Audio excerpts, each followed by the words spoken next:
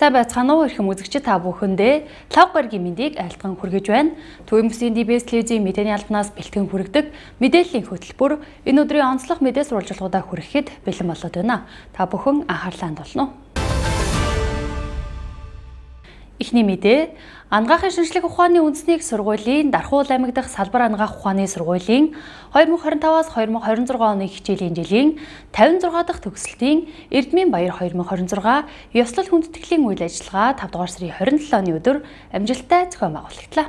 Ангаахын шинжлэх ухааны үндэсний сургуулийн Дархуул аймаг дахь салбар ангаах ухааны сургууль нь боловсролын магадлан итгэмжлэх үндэсний зөвлөлөөр 2002, 2007, 2018, 2024 онуудад 4 удаа амжилттай магадлан итгэмжлүүлж өдгөө 12,000 орчим эмнэлгийн мэргэжилтнүүдийг төгсгөж Монгол Улсын эрүүл мэндийн байгууллагын хүний нөөцийг хангасаар иржээ. Ангаахын шинжлэх ухааны үндэсний сургуулийн Дархуул аймаг дахь салбар ангаах ухааны сургуулийн 2025-аас 2026 оны хичээлийн жилд совилогч их баригч, хөдөлгөөн засалж, эмзүйч, уламжлалт ангаах ухааны совилогч, лабораторийн техникч, эм найруулагч мэргэжлэр 189 оюутан төгсөж диплом ингэрийн тэмдгээ гартан авлаа. Монгол улсад хамгийн эрэлт хэрэгцээтэй хөдөлгөөн засалж мэргэжлэр төгсөгчд энэ удаагийн төгсөлтийн онцлог байлаа. Эрдмийн Баярын үйл ажиллагааг Ангаахын шинжлэх ухааны үндэсний сургуулийн Дархуул аймаг дахь салбар ангаах ухааны сургуулийн захирал, ангаах ухааны доктор, дэд профессор Баясгалан мөнх нээж, Дархуул аймгийн эрүүл мэндийн газрын дарга Эрдэнэ Тулга, эмнэлэг зүйн тэнхимийн ахлах багш клиникийн профессор Нямсүрэн, хөдөлгөөн засалж мэргэжлэр төгсөгч Лавдулам, лабораторийн техникч мэргэжлэр төгсөгч Мөнх Зулын ээж Болорманаар төгсөгчдөд хандан мэндчилгээ дэвшүүллээ.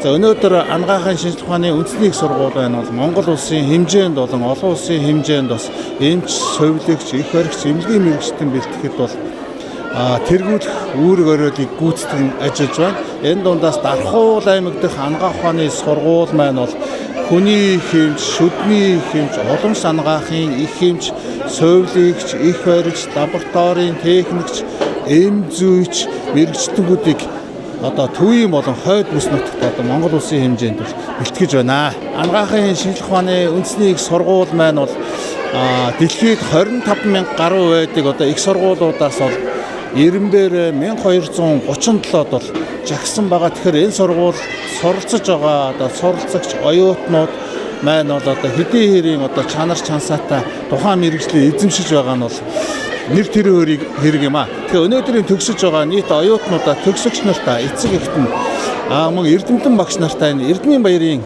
алттай цогтой халуун мэндийг хүргэе. Суралцах хугацаанд 3.7-оос дээш голч дүнтэй суралцсан амжилтаараа дараах төгсөгчид онцгойлох дипломын эзэд боллоо. Совилогч мэргэжлэр төгсөгч Батцүхийн Отгон, их баригч мэргэжлэр төгсөгч Цэрвийн Оюун Эрдэнэ, совилогч мэргэжлэр төгсөгч Батцүхийн Номин Эрдэнэ, лабораторийн техникч мэргэжлэр төгсөгч Батбаярын Мөнх Зул, эм найруулагч мэргэжлэр төгсөгч Даваа Доржийн Болор Эрдэнэ, лабораторийн техникч мэргэжлэр төгсөгч Буян Тогтхын Батцүх, их баригч мэргэжлэр төгсөгч Цэрэнбатын Мегмар Сүрэн, эм найруулагч мэргэжлэр төгсөгч Отхон жаргалын Солонго, лабораторийн техникч мэргэжлэр төгсөгч Батсүрэнгийн Номин Эрдэнэ, эм найруулагч мэргэжлэр төгсөгч Батцүхийн Мегмар Сүрэн нар юм а. Мөн шилдэг авьяаслаг төгсөгч, эм найруулагч мэргэжлэр төгсөгч Ууган Баярын Мөнгөн Зул, шилдэг тамирчин төгсөгч, совилогч мэргэжлэр төгсөгч Пүрэв Доржийн Пүрэв Ням, шилдэг судлаач төгсөгчөөр хөдөлгөөн засалж мэргэжлэр төгсөгч Цэрэнбатын Алтан Зул, шилдэг сурлагтан төгсөгч, совилогч мэргэжлэр төгсөгч 50 хүүгийн бэлгүүн, шилдэг нийгмийн хариуцлагатай төгсөгчөөр их баригч мэргэжлэр төгсөгч Шинэн Дамбын үрийн цолмон, шилдэг төгсөгчөөр совилогч мэргэжлэр төгсөгч Цацралтуудын хишиг сүрнээр шалгарсан байна. Дархуул аймгийн ангаахын сургуулийг лабораторийн техникч мэргэжлэр төгсөөд амжилттай төгсөөд байна. Юуны өмнө тусал тэмцсэн багш нартаа тэгээд маш их баярлалаа. За тэгээд ААСБ эмнэлэг зүйн техникийн ерх мэдгүй багшийн техник тариалыг дүгөөд мэдгүй багштай маш их баярлалаа. Тэгээд өнөөдөр би онцлог дипломтой төгсөгчөөр төгссөн байна. За тэгээд надтай хамт 10 хүүхэд одоо төгссөн байгаа. Тэгээд 10 хүүхдээ бас маш баярлалаа. Тэгээд ээж аавдаа бас юуны өмнө маш их баярлалаа. Талархсан илэрхийлээ. Тэгээд эмнэлгийн мэргэжилтний ноён оргилд нь хүрэх болно гэж хэлмээр байна. За тэгээд нийт төгсөж байгаа оюутнуудаа бас найзуудаа баяр хүргэе. Манайх болохоор ер нь төмөр замчид ихтэй ер нь замын хүмүүс ихтэй. Тэгээд эмнэлгийн салбарын хүмүүс байдаг болохоор эмнэлгийн салбарт ер нь хөл тавьсан да. Тэгээд ер нь энэ мэргэжлээр суралцж байгаадаа маш их баяртай. За тэгээд суралцах хугацаанд маш олон багш нартай ухааны өндөр болсон маш олон хүмүүстэй үлгэр дуурайл авлаа. За тэгээд мундаг гэдэг нь бас маш их мэдэрсэн. Тэр хүмүүс шиг бас болохыг хичээнэ. Би Дархан уул аймгийн анагаах шинжилгээ ухааны үндэсний сургууль их баригч мэргэжлээ 4 жилийн бакалавр мэргэжлээр төгсөж байгаа. За тэгээд суралцах хугацаанд маш олон зүйлийг суралцсан. Тэгээд их баригч мэргэжил бол хамгийн гоё мэргэжил. Тэгээд та бүхний суралцаарай гэж хүсэж байна. За багш болон хамт олондоо гэр бүл болон найз нөхдөдөө баярлалаа гэж хэлмээр байна. За туслах эмзэнд баярлалаа. Тэгээд манай багш нар бол ер нь чадварлаг, ер нь бол маш сайн хүмүүжүүлдэг. Тэгээд энэ мэргэжлийг бол ер нь бол манай ээж над зөвлөсөн байгаа. Тэгээд ер нь бол их хүүхдийг минь амаржуулах тийм мэргэжил учраас тэгээд сонгосон. За би Дархан аймаг дахь анагаахын салбар шинжилгээ ухааны сургууль соёлхон мэргэжлэр одоо 4 жил суралцаад өнөөдөр амжилттай диплом авлаа. За би суралцах хугацаанд болохоор анагаахт оржснээс ахуулаад нийт 9 тэмцээнээс 8 алт авсан. Нийт 7 шилдэг болсон. Дархан аймгийн нийт оюутны их наадмаас 2 мөнгө 1 хүрэл авсан. За нийт төгсч буй оюутнуудаа цаашдынх нь ажил хөдөлмөр болон цааш ахиж суралцах оюутнуудаа амжилт хүсье. За тэгээд нийт багш нартаа бүгдэнд нь баярлалаа. Хайртай шүү. Энэ мэргэжлээр сургаж хүмүүжүүлсэн аав ээжтэй бас баярлалаа. Хайртай шүү. За би их баригч мэргэжлэр одоо төгсөж байгаа. За тэгээд төгсөختөө болохоор нийгмийн хариуцлагатай төгсөгч гэсэн одоо номинацид нэр дэвшсэн байлээ. За тэгээд сургуулиас минь болохоор яагаад гэсэн гэхээр би өөрөө Дархны одоо Gladness буюу бүжгийн студийн одоо балет Монгол бүжгийн одоо чиглэлээр үйл ажиллагаа явуулдаг одоо бүжгийн студийн одоо багш нь. За тэгээд сая 24-нд болохоор манайх бас 10 жилийн ойгоо бас тэмдэглэсэн байгаа. За тэгээд ямар ч байсан энэ их ажлын хажуугаар бас сургуулаа төгссөн. За тэгээд анги хамт олон болон багш нартаа сургуулийнхаа бүх одоо багш нар доктор, профессор, за захирал бүх одоо мэргэжил нэгт одоо их баригч нартаа одоо маш их баярлалаа гэж хэлье. Эрхэм төгсөгчдөө хүн ардын эрүүл мэндийг сахин хамгаалах эрхэм үйлсэд чин сэтгэлээсээ зүтгэж мэргэжлийнхээ нэр хүндийг өндөрт өргөн амжилт бүтээлээр ариун байхыг хүсэн өрөөё. Дархан аймгийн засаг дарга аз жаргал холбогдох албаны хүмүүсийн хамт цаг үеийн асуудлаар шуурхай хурлыг хийлээ. Юм уу? Чиптэй байх хэрэгтэй юм уу? Ядаж чип тавьчих л да машинда. 100 сая 200 сая төгрөгөөр чип тавьчихвал тэр машин чинь хөдлөө явахад хаана хөдлөж үү гэдгийг ядаж эцгийх мэдэн шүү дээ. Өчигдөр юм гарсан тохиолдлоос өөр зөндөө юм тохиолдлын замын цагдаа дээр бүртгэлтэй байна. Аваачаад эцгийнхээ машиныг хулгайлаад өөр машин дэрэг мөрөгдсөн тэр ийм асуудууд маш их байна. Тэр энэ дээр эцэгхийн оролцоо маш чухал байгаа учраас энэ дээр хэдүүлээ энэ эцэгчүүдтэй энийг ойлгуулж хүн бүрт энэ бодиттой кейсүүдийг танилцуулж энэ хязгаарлах арга хэмжээг авахгүй бол үнэхээр одоо сэтгэл эмзэглүүлмээр ийм зүйлүүд их тохиолдож байна. Тэр эн чинь бид нар зөвхөн нөгөө амрал зугаалах хийх төгсгөнгийн хүүхдүүдийг бодоод байсан чи одоо ингээд өсвөр насны хүүхдүүд чинь бүгд байна шүү дээ. Дараагийн зүйл нь энэ дугуй одоо ингээд 100 болсон аргагүй дугуйгаар хүүхдүүд ингээд гадуур дотор их одоо аялж байгаа, явж байгаа. Энийг буруутгахгүй. Манай Дархан хотод харьцангуй дугуйн зам, харьцангуй нэлээд түгээмэл. Эцэг эхчүүд төр хүүхдийнхээ унж байгаа дугуйныхаа бүрэн бүтэн байдлыг хангаж өгөө. Каск өмсүүлээ. Машин тэрэгтэй замын хөдөлгөөнд оролцоход юуг гаргах ёстой гэдгийг хэлж өгөө. Ер нь хүүхдүүдтэй өсвөр насны хүүхдүүдтэй чип одоо энэ чинь амархан шүү дээ. Одоо энэ бол 20-30 мянган төгрөгөөр чип аваад хаана явж гин гэдгийг хянах боломжтой болсон шүү дээ. Тэр өсвөр насны хүүхдүүд ч ер нь хаана юу хийж гин гэдэг дээр хяналт тавих ажлыг эцэг эхчүүдээр дамжуулж хийх заашгүй шаардлага байгаа учраас энэ удаагийн энэ эцэгхийн хурлыг та нар өндөр түвшин зохион байгуулаа. Энэ удаагийн эцэгхийн хурал дээр цагдаагийн газар, боловсролын газар энэ хүүхд гэр бүлийн хэлтсийнхэн нэгдсэн мэдээллийг хүргэж та нарт яг нэг форматаар мэдээлэл танилцуулна. Нэг багш нэг өөр юм яриад авах юм байхгүй. Яг энэ болсон кейсүүдийг хэл. Одоо дахиад сая бас сэтгэл эмзэглүүлмээр зүйл гарч шít. Хөдөөнөөс ирээд Дарханд суралцж байгаа хүүхэд хинт ч мэддэхгүй гэртээ төрчихсөн ба шít. Өсвөр насны хүүхэд. Эрсдсэн бол яа. Тэгэхээр энэ хүүхдүүдийн өмнө тулгамж байгаа энэ эрсдэл болгоомжлыг бууруулах хамгийн гол субъект бол эцэг их асран хамгаалагч байгаа. Учираас энэ эцэг эхчүүдийн өргөдгсөн хурлыг одоо энэ 7 хоногийн хугацаанд зохион байгуулах үүргийг бүх сургуулийн удирдлагуудад өгч байна гэдгийг та бүхэн маань одоо анхаарч тэгээ энийг одоо зохион байгуулах тал дээр анхаарал хандуулмаар байна. Бүх мэдээлэлүүд яг нэг форматаар өгнө. Би голлох point өгөх асуудлуудыг та бүхэн сая ярьлаа. Энэ тээврийн хэрэгслийн хулгайлж унж байгаа асуудал, амралт зугаалгаар явах үед хараа хяналттай байх, тэр ямар тээврийн хэрэгс сонгож хаашаа явж байгаа асуудлууд байна. Хүүхдийн ундаг дугуйтай холбоотой асуудлууд байна. За тэгээд одоо энэ Дархан хотод JET гэдэг одоо энэ Сурон гэдэг одоо бусад энэ тээврийн нийтийн тээврт оролцдог хэрэгслүүд нэвтэрсэн. Энийг одоо хянах, энийгээр зурчих аюулгүй байдлыг хянах энэ нөхцөл болцоог харах юм. За одоо дээр нь дахиад нэг зүйлийг хэлье. Энэ голын усны хүүхдүүд их явж байгаа. 100 болцоо одоо энэ хараа голын ус руу явж байгаа. Сэлдэггүй, мэддэггүй нэг нэгийгээ дарвиж явах хүүхдүүд маш гарна. Тийм учраас Сайтагийн газар, онцгой байдлын газар хамтраад гэр бүл хөгжил хилцэх энэ хараа хяналтыг сайжруулах тал дээр. Батлааны хүүхдүүд би тэр одоо нэг ширээ нуруунд дээрээс буцаж явахдаа ширээ нурууны яг одоо гүүр гараад нэг 5 хүүхд гар өргөхөөр нь суулгаад аваа явсан машинд. Хаанаас ирсэн? Батлаанаас. Тэгээ би гэрт нь хөргөж өгсөн. Анхааруулж хэлж өгсөн. Гэхдээ тэр хүүхдүүд Батлаанаас ирж байгаа байхгүй. Дунд ангийн нэг 7 8 дугаар ингээл хүүхдүүд байсан. Тэр хүүхдийн хүсэл тэмүүллийг бид хязгаарлаж чадахгүй. Тэр эцэг эхчүүд энийг анхааруулж өгмөр. Тэр усанд хэрүү тэр хүүхэд аюулгүй одоо зорчих тийм дадал зурчлаа одоо бүрдүүлсэн бол нэг өөр хэрэг. Бусад хүүхдтэй дарвиж явж байгаа тэр одоо энэ голын ус чинь одоо л яг үеирлэх цаг нь шүү дээ. Тийм учраас энэ аюулгүй байдлыг хангах тал дээр энэ гол усны аюул, унжаага дугуй, мопед энэ сураантай холбоотой аюул байна. Эцэгийнхээ машин автоврын хэрэгслийг хулгайгаар унж эрсдэл үүсгэж байгаа аюул байна. За ингээд амралт зугаалах гэдэг бол том бас эрсдэл агуулах аюултай байна. Тийм учраас ийм зүйлүүд дээр та бүхэн маань эцэгчүүдийг оролцуулж анхаарал хандуулах зайлшгүй шаардлага байна гэдгийг өнөөдрийн хурлаар хэлье. За тэгээд юм нуугадах шаардлага бол аймагт ийм тохиолдлууд гарлаа. Ийм кейсүүд гарлаа гэдгийг Сайтагийн газар бас шууд хэл. Он гарцлаар одоо энэ эцгийнхээ машин дээргийг хулгайлаад ямар нэгэн зөрчил гаргасан тэдэн тохиолдол байна. Одоо ингээд хүүхдүүд чинь даримт юм байна. Нэг нь машин бариад чадахгүй гэхээр аав ээжийнхээ машиныг хулгайлаад тэр барьж чаддаг гэдэг хүүхдэд өгчт юм байна. Тэгэл энэ эрсдлүүд үүсчих. Хүүхд бол хүүхчүүд. Энэ чинь 20 25 хүртэл хүний анхаарлын төвшин одоо дохтох хүртэл бол насанд хүрсэн машин барьдаг хүнд ч хэцүү асуудал шүү дээ.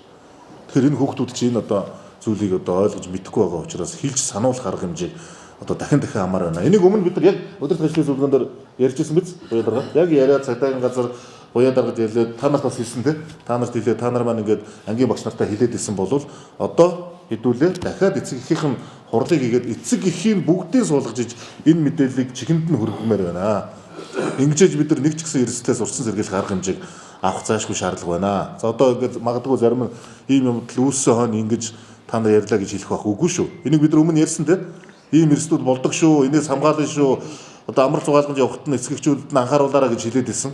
Тэгээ өнөөдөр дахиад энэ асуудал үүсэж байгаа учраас улам илүү эрчимжүүлж бүх эцэгхийн хурлыг нэгдсэн зохион байгуулалтаар зохион байгуулад аймгийн гэр бүл хүүхдийн хилтэс Сайтагийн газар боловсролын газраас нэгдсэн ерөнхий боловсролын сургуулийн багш нарт өгөх энэ одоо зөвлөмжийг бүгдэнд нь болсон үүссэн бодит кейстэй танилцуулж эцэг эхчүүдэд өгөх үүргийг сургуулийн бүх удирдлагуудад аль бие усаар өгж байна гэдгийг хэлмээр байна.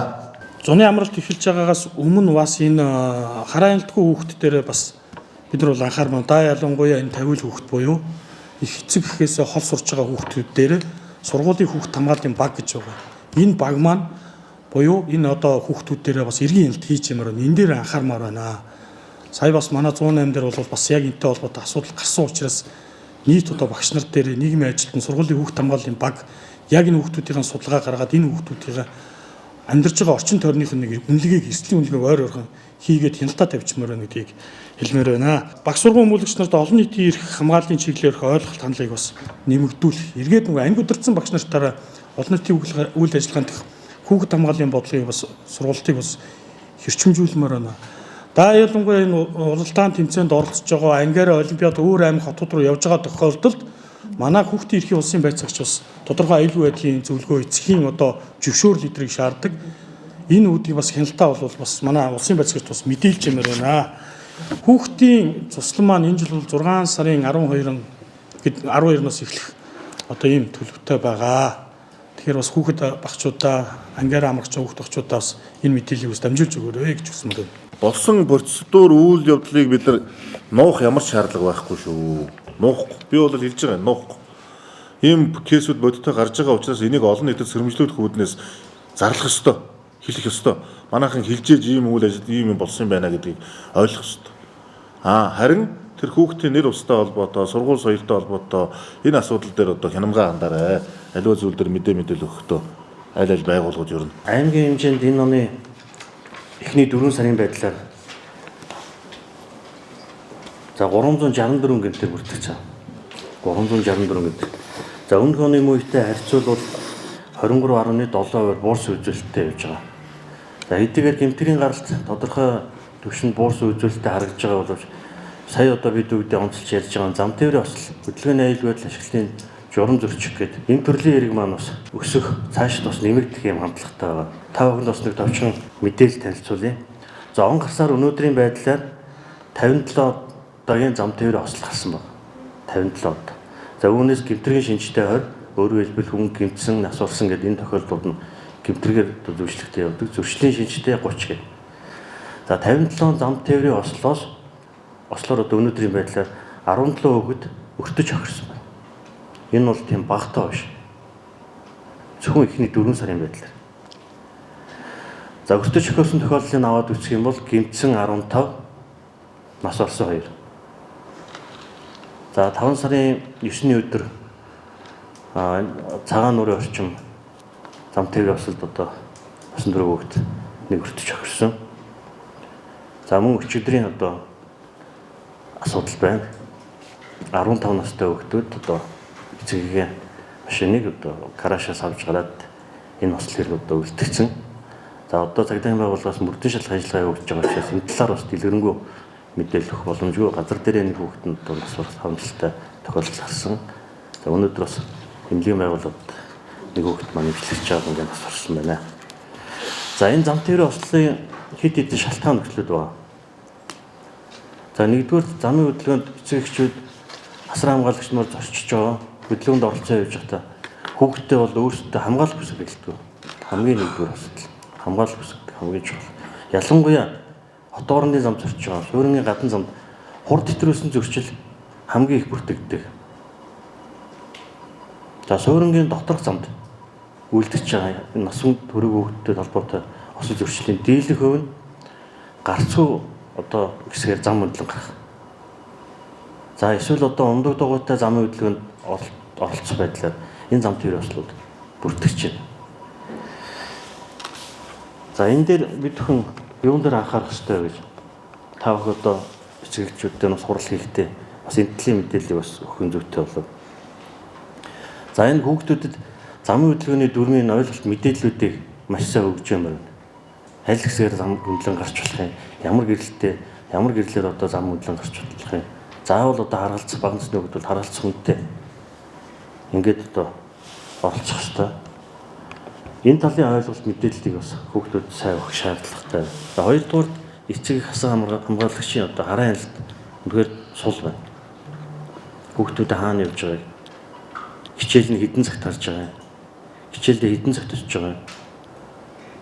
За тараад хүүхдүүд нь хаагуур явж байна. Ялангуяа цахим тоглоомын газруудаар хүүхдүүд маш их явж байна. Найз нөхдөөрөө, ангиараа энэ дээр тавьж байгаа хараа хяналт сул байна. За багш, эцэг хасан хамгаалагчдын хоорондын бас уялдаа бас хангалттай байгаа юм уу? Харилцан мэдээлэл солилцох гэдэг юм уу? Энэ юмнууд бас учир дутагдaltaй байгаад байна. Бас яам ерөнхий газраас бол энэ хаврын төгсөл, дэлсэлт, эрдмийн баяр, за тэгээд шалгалтуудтай холбоотой өрчсөн зэргийлэх, за тэгээд мэдээлэл солилцохын уулзалт чиглэл маш хөгж ажилласан. За захирлууд маань нэг зүйлийг ярьдаг. Яг нь ер нь бол эрдмийн баярыг төслийн баярыг зөвхөн төгс харуу дараагийн төгсөн зохион байгуулж байгаа. За бусад ангиудад ийм зүйл байхгүй гэдгийг ийм зүйлийг ярьдаг. Гэтэл цаана ангид өртсөн багш нар эцгийн зөвлөлд эцэгчүүд ч одоо сургууль удирдлагууд мэддэхгүйгээр сэндрийн юм зохион байгуулдаг, нууцаар явдаг юмнууд их мэрсээр гараад энэ улсын газарт одоо дэчтний болоод байнга одоо ийм мэдээлэл ирж байгаа. Тэгэхээр захирлууд бүх одоо зөвхөн 10 дараа ингэхгүй бүх ангиуд эцэг ангид өртсөн багштай уулзаж танаа ангид ямар нэгэн одоо үйл зохион байгуулж байгаа юу, ямар хэлбэрээр явж байгаа гэдэг мэдээлэл солилцож тэрийг нэлт тод болгож тэрэн дээр нь тодорхой мэдээлэл өгж ингэж ажилламаар байна нэгдүгээр хэлээ. За хоёрдугаарт ингэж хэдэн жил дуусгаад одоо үндсэндээ энэ 7 хоног сад 2-7 хоног үлдчихэж байгаа. За 6 сарын 4-өөс эхлээд анги дэвших төсөх шалгалтууд эхэлнэ. Шалгалтын хуваар гараад бүх сургуулиуд хөрвөгдсөн байж байгаа. Тэгэхээр энэ хуваарийн дагуу төрийн болон төрийн мөсөмчийн бүх одоо сургуулиуд шалгалтаа зохион байгуулна. За шалгалтын сүүлийн 7 хоног дээр бас одоо хүүхдүүд эзэнгүүд шалгалтаа өгөөд ангиас гараад явах. За энэний цаана нөгөө нэг бас хүүхдүүд гараад нийлээд одоо хэсэг бөөнөр ингээд исч ийм асуудлууд гарч магадгүй учраас шалгалтын 7 хоног жижиг агш за тэгээд бусад одоо хараа хяналтыг маш сайн зохион байгуулах ийм зөвлөлүүд байгаа гэдг бас өнөөдрийн энэ үйл ажиллагаанд холбогдуулж бас та бүхэнд дахиж анхааруулж хэлье. Одоо ер нь цаашдаа бол энэ хүүхдийн аюулгүй эрсдэлгүй байх тал дээр бид нэр байнга ярьж хэлж байхгүй бол хүүхэд бол хүүхдэл байдаг.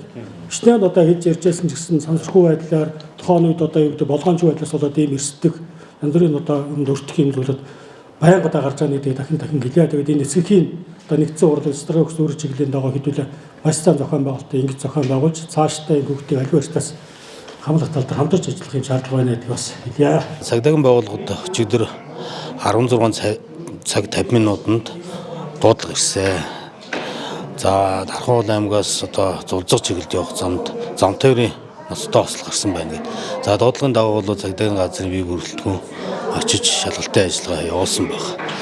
За ерөнхийдөө одоо 10 жилийн сургуулийн хүүхдүүд одоо ингээ бөөнөрөө эцгийн зөвшөөрлгүйгээр машиныг авч явж байгаад ингээ харамсалтай зам тээвэр осол гаргаж ингээ 2 хүний амнаас хохироод 3 хүүхэд бэртсэн юм осол гарсан. За энэ дээр л юу ер нь иргэд жолооч одоо болон эцэг эхчтэй анхааруулах вэ гэхээр ер нь эцэг эхчүүд энэ хүүхдэд тавих хараа хяналтыг сайжруулаач. Цагдаагийн байгууллагаас л өдөр тутам хяналт шалгалтыг хийгээд насан туршаагүй хүмүүс л маш их тээврийгч жолоодох тохиолдол байдаг. Бид нар л насан туршаагүй учраас зөвшөөрлөлийн тухай хуулиар арга хэмжээ тооцож болдог учраас эцэг их асраа хамгаалагчтай хариуцлагыг ингээд тооцоо явдаг. Гэтэл энэ зөвшөөрөл маань ерөнхийдөө буурахгүй эцэстээ ийм нэг ослолт хүргэж байна. Тэгэхээр энэ бодит эрсдлүүд одоо ийм байна шүү гэдгийг бас одоо эцэг эхчүүд жолооч нарт анхааруулъя. За ерөнхийдөө энэ хэрэг маань одоо яг шалгалтын ажиллагаа явуулж байгаа учраас би яг дэлгэрэнгүй мэдээлэл өгөх бас боломжгүй байна. Зам тээврийн осолтой холбоотой тэр тусмаа эцэг эхийн хайхрамжгүй байдлаас одоо ингээд тээврийн хэрэгслийг авч гисэн юм тохиолдол байгаа учраас за мөн урд нь л одоо яг замын цагдаагийн хяналт шалгалтаар энэ хүүхдүүд л замын хөдөлгөөнд л тээврийгч жолоодож оролцох тийм мөн одоо дугуй, скутер, мопед, сорооныг бас ингэж онц хөдөлгөөнд оролцох явдалтай ингээ гэрт тийм тохиолдол нэлээдгүй бүртгэж байгаа. Энэ дээр л одоо даан ганц замын цагдаа хяналт тавих биш. Ер нь нийт эцэг их асраа хамгаалагч те энэ төрийн бүс байгууллагууд хамтран ажиллаж ингэж уялдаагаа сайжруулснаар өнөөдөр энэ хэрэг бас буурах юмаа гэдгийг бас хэлье. Сая цагдаагийн газрын дараа хурандаа мэдээлэл өгсөн. Он гарснаас хойш Тархуул аймгийн хэмжээнд хэдэн хүүхэд бага насны хүүхд төсвөр насны хүүхдүүд авто замын осол төрсөн гэсэн тухаас тоо баримтыг танилцуулаад та үүн дээрээс тооцоож хэлээ дахиад нэг сэрэмжлүүлэг хүрэхгүй дээ. Эцэгчүүд автомашина тий хүүхдүүдтэй зөвлөлөө өнөөлгүй байх талаар бас юун дээр анхаарах хэрэгтэй. Өнөөдрийн он гарснаар л одоо 17 хүүхдлөө зам тээврийн осол хэрэгтэл өртсөн. За үүнийг л одоо 3 нас орсон ийм харамсалтай үзүүлэлтүүд байна. Тэгэхээр л осол гарч байгаа ерөөсөө шалтгаан бол нэгдүгээр тээврийн хэрэгслээр зорчиж явахдаа томчууд маань хайхрамжгүй. Нөгөө суудал бүсийн зүүлэгдэггүй те. Энээсээ болоод зам тээврийн осол өртгөдлөл хөөгдлөл шийдэгдэх мөрөгдөх. За нөгөө талдаа одоо энэ суурин дотор гарц гарамтай газар ингээд дайрагдах мөрөгдөх. За мөн дугуй скутер мопед унж яваад ингээд зам хөдөлгөөнд оролцож явж байгаад бас ингээд бэртэх ийм тохиолдлууд байгаад байна. Тэгэхээр л эцэг их жолооч нар нэгдүгээр хүүхэд тээвэрлэхдээ анхаараач. Суудлын бүсийг бүслүүлээд өөрөө дүрмээр ингээд бас зам хөдөлгөөнд оролцооч. За мөн гарцсан дээр хүүхдүүдийг одоо зам аюулгүй гарахт нь бас жолооч нар хүлээцтэй байгаа тий. Зам хөдөлгөөн гарахт нь ингээд гаргаад ингээд хөдөлгөөнд оролцооч. За мөн дугуй скутер одоо бусад сорон энэ унж байгаа бол эцэг эхийн хараа хяналт маш чухал байна гэдгийг л эцэг их хасраа хамгаалж жолооч нарт анхааруулж хэлье да. Хүнхээ үзүүр компани хүний эрүүл мэндэд тустай эко дөрвөн улирлын байшиндаа захиалга авч байна. Дэлгэрэнгүй мэдээлэлд анхаарлаа хандуулна уу? Хүнхээ үзүүр компани хүний эрүүл мэндэд тустай эко дөрвөн улирлын модон байшин түлхүүр гартуулахаар захиалга авч байна. Рэг доторлогоодоо болон гоёлын хавтан гадна сайдингтэй сууц метр квадрат нь 900-аас 950 мянган төгрөг төлбөрөө 3 хувааж авах бөгөөд захиалга өгч гэрээ хийгдэхэд урьдчилгаа 10 сая, байшин баригдаж эхлэхэд 70%, баригдаж дуусахад үлдэгдэл төлбөр авна. Байшин таны хүссэн хэмжээ загвараар зураг дизайныг гаргаж 10-аас 15 хоногийн дотор чанартай хийж гүйцэтгэнэ. Цэвэр модон халкар байшин барьдаг. Одоо 3 дахь жилдээ барьж байна. Мод учраас их дулаахан байшин байгаамаа. Тэгээд одоо дотор талын нь бол одоо эрдэс хөвөн болон шилэн хөвөнгөөр дулаалаад тэгээд ирээкэрийг хулсан автангаар доторолж болно. Гадна талын нь бол сайдингийнхаа дотор талаар бол чиг тусгаарлагч зөөлөвч юм. Тэгээ ийм дулаахан байшин халаалтыг бол одоо пишин ханан пишингээр шийдэж болно. Шалны халаалт болон одоо пар тавьж ийм зүйлээр шийдэж ингэж барьдаг байгаа манай. Хүмүүсийн хүссэн хэмжээ загвар бүгдийг манайх гаргана. Тэр тухайн байшин бариулах хүмүүстэйг айлуудтай бол одоо яг ямар хэлбэрээр ямар байшин бариулах вэ? Хэдэн квадрат метр бариулах вэ гэдгийг бүгдийг манайх өөрсдөө зохицуулж гаргаж барьдаг байгаа. Үнэн одоогор бол нэг метр квадрат нь 900-аас 950 мянгад багтаж явж байгаа. Одоо модон материалынхаа орц хийц юунаас хамаарат үнийн хэлбэлзэл дэш доош байгаа. Давуу тал гэвэл одоо модон материал палкаар барьсан байшин бол одоо энэ ханд нь одоо тавилга юм тогтоохт бол хамгийн хялбар амархан байдаг. Одоо гипс болоод хэрэг болох юм байна. Тэгээд өнөө зөвхт бол одоо энэ ирэх болон модоор доторлсон байшингууд бол одоо эко гэж яригддаг тийм одоо амьсгалагчид дуртай тийм дулааныг маш сайн барьдаг ийм л тал байгаа маа онцлог тал нь бол. Энэ байшин одоо 7-8 харьцаатай байшин 7-8 56-гээ 56 метр квадрат байшин. Энэ нэг 58 сая төгрөгийн хэмжээнд босч ийн энэ байшин. Ер нь бол нэг одоо 50-аас 60 метр квадрат байшин бол нэг 62-3 сая төгрөгийн л босд юм. Таатал нь.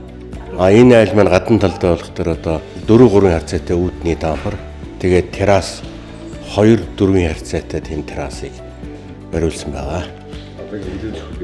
Одоо хүлээлгэж их төлхөөр гардуулах бэлэн болж байна. Ер нь нэг 50-аас 60 метр квадрат байшин бол манай компани нэг 15 хоногийн дотор бол төлхөөр гардуулах юм юутаагаар барьж үүсгдэг. Чанарын өндөр түвшинд. Та бүхний харж байгаа энэ хүү байшинг 14 хоногийн дотор барьж түлхүүр гардуулахад бэлэн болсон бөгөөд захиалагчийн зүгээс хурдан шуурхай чанартай байж гүйцэтгэж байгаад сэтгэл хангалуун байгаагаа хэлж байна. Энэ компаниар өмнө барилга барьжсэн аавж байна. Тэгээд айгүй сэтгэл хангалуун 100% байгаа. Тэгээд дахиж өөрсдийнхээ гэрээ бариулах болсон. Байшингийн хувьд сэтгэл хангалуун байна. Хугацааны хувьд бол сансныг бодвол гайгүй. Тэгээд хийж байгаа гүйцэтгэл нь сайн байсан. Төлбөрийн нөхцөлийн хувьд бол хүндрэлтэй байгаагүй 3% одоо хувааж өгчсэн болохоор боломжийн гайгүй байсан. Хөнхөн үзүр компанийн байшин нь хүний эрүүл мэндэд тустай эко гэдгээр онцлогтой бөгөөд байшингаа барихдаа дараах материалуудыг ашигладаг байна. Тэр ханаа өрөөд завсарлахтаар хөөсөр наагаад тэгээ балкны хадаас хадаад тэгээ гадна талын дулаалга болохтоор энэ чиг цусгаарлах зөөлөвч шинэ. Энэ зөөлөвчроо тэгээ энэ сайтыг төмөр сайтыг дотор дулаалгахтай төмөр сайтыг гадна талдаа. Дотор талын дулаалга нь болохтоор энэ эко шилийн өн. Тэгээд энэ гадар чиг цусгаарлах зөөлөвч энэ болохтоор чиг нүнад бүгдгээс нь хамгаална. Дулаалгын. Тэгээ энэ дээр ирэк юм хулсан автангаар дотор талаад доторлон гэсэн үг. Дотор доторлогын эко өн бол хүмүүс сонголтоор Палкан байшин нь метр квадратаас шалтгаалж 10-аас 15 хоногийн дотор баригдаж дуусна. Үүнд 2 өрөө гаргаж таны хүсэлтээр өрөөний зохион байгуулалтыг хийнэ. Дотор засал, дулаалга, вакуум цонх, дээвэр хаалга, паркетын шал өнгөний сонголтоор ханын пишинг барьж өгнө. Эсвэл шалны халаалт нэмэлтээр хийлгэж болно. Та 21 аймгийн хаанч өөрийн эзэмшил газар дээрээ дөрвөн улирлын байшингаа захиалаад 10-аас 15 хоногийн дотор түлхүүрээ хүлээн аваарай. Метр квадратын үн 900-аас 950 мянган төгрөг, захиалга өгөх утас 88 96 44 38.